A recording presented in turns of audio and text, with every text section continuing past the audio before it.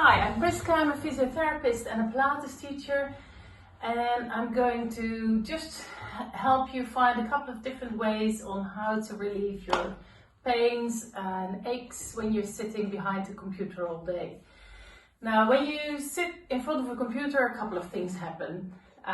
Your shoulders are forward, your head's sort of poking forward, the rib cage really doesn't move very much. The hips are flexed all day, and that can cause a couple of different problems. So first thing is obviously the neck and the shoulders. So a couple of exercises you can do just to release the tension in the neck is you tuck in your chin, you lengthen the back of your neck, you look to your left and you look to your right. You come back to the middle, then you bring your left ear to your left shoulder, your right ear to your right shoulder. And if you want to add a little bit of tension, you also bring the hand behind and then you look in the armpit. You can do that on the other side as well.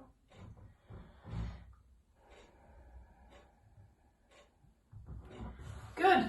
Now, often what you get is because those muscles are becoming tense, is you get trigger points in the muscles. Now, a good way to release those trigger points is with a tennis ball. Most people have a tennis ball, and sometimes people put them in a sock.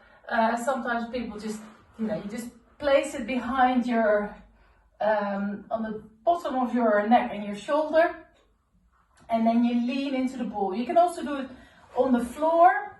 And you just find a spot around the shoulder blades. That's often where we get tension points. And you just, once you find a spot that's particularly tender, you lean into it. And you wait until you feel it starts relaxing a little bit. Don't do so much that it really hurts you. You just want to get enough tension that you sort of feel you can gently release into it. And then you go to a different spot. And you can do that on both sides of your neck and your shoulders.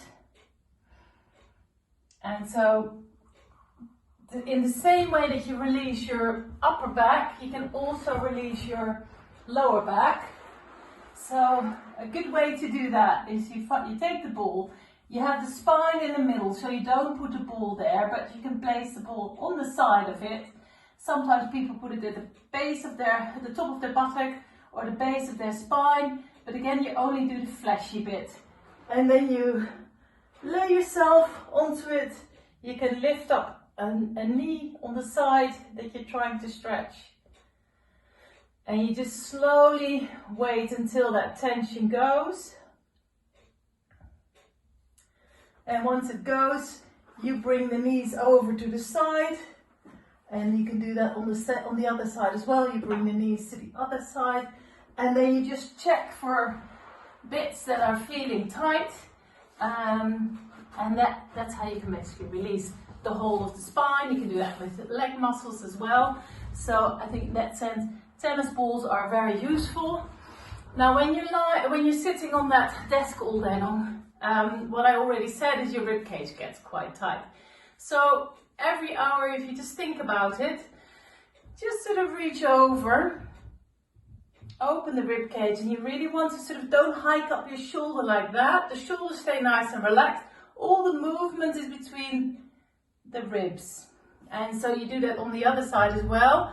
And then when you're there, you can take a deep breath in to the side. Just imagine you've got a big balloon under the rib cage. And you do the same on the other side. So you repeat that couple of times on each side. Same goes for rotation. So you bring the arms, you twist, and you twist the other side. You could sit next to your desk. You place one knee forward, the other knee is on the floor, and then you squeeze your buttock. You lengthen the front of your hip and you slowly move forward like that.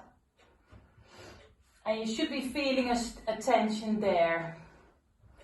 And so then you swap the legs reach forward.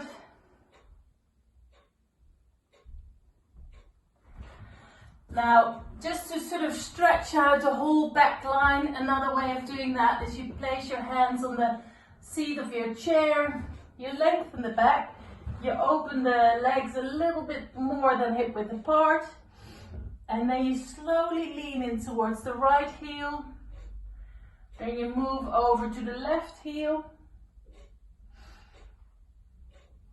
and you just move from side to side. So often the hamstrings get really tight from sitting for that long.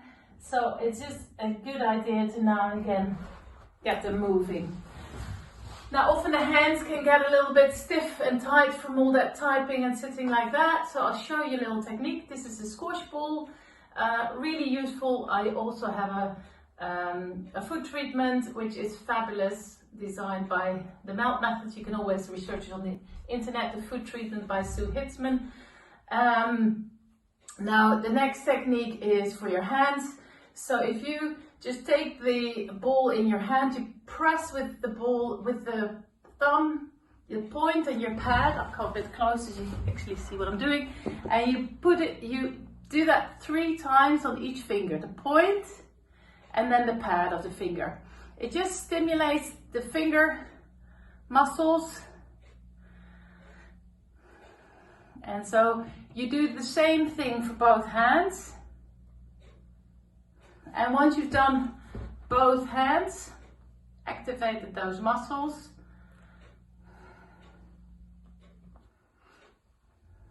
then you go to the base of your thumb and you just rub your thumbs together. Now that's often an area where you get the connective tissue can get quite dense. And so you rub it, then you press and hold. Now you're going to move that ball like a smiley face, I call it. You lock the hands together and you rub the hands on the base like a smiley face from side to side.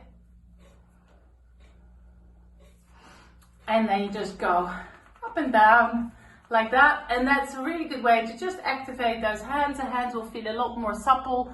You get the fluidity in the connective tissue. Now, sometimes because of all that sitting and sitting on the computer, your tennis elbow can play up. So just a connective tissue release is you could either go like that, up and down, and you just move the ball, or you move the ball up and down like that, just to sort of move that connective tissue. And then you can end up with a stretch. And you do that on both sides. So basically, these are all, so you've got your neck. Another way to release the neck is if you take a small towel, you put it around your neck, and I'll show you from the side. You tuck in your chin and you lengthen the back of your neck. And relax, and so you tuck your chin in. Because we spend so much time forward, this muscle often gets short, so it's really important to now and again just really stretch that one out. I hope this will keep you going on the desk and without any back problems for a long time.